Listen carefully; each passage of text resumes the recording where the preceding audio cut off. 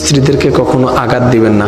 হ্যাঁ, ওরা একটু অবুঝ, ওরা একটু উল্টা বুঝে হতে পারে, কিন্তু সম্পদ তো আপনার। এটার যত্ন যদি নিতে না জানেন, আপনার সংসারটা ভেঙে যাচ্ছে।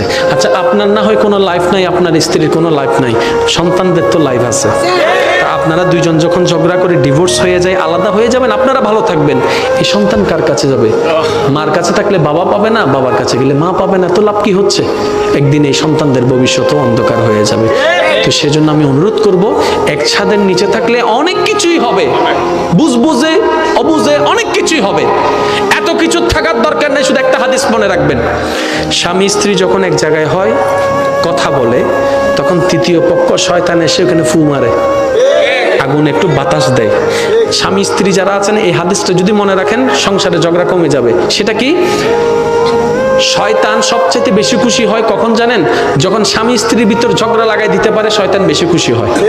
তাহলে আপনি যখন হাদিস এটা আজকে থেকে জানছেন, যখন দেখবেন স্বামী বেশি রেগে গেছে, আপনি চুপ করে থাকবেন, রাগ আসলেও রাগ দেখাবেন না, তখন বলবেন যে শয়তানের রাগ তুলছে, কিন্তু আমি দেখাবো না। স্বামীও এই কথা মনে রাখবেন, যখন বেশি রাগ আসবে, বউকে বকা দেওয়ার ইচ্ছা করবে, আপনি দিবেন না, কারণ রাগটা আপনার নয়, শয়তানে আনাচ্ছে। তো শয়তানের জিনিস আপনি নিবেন কেন?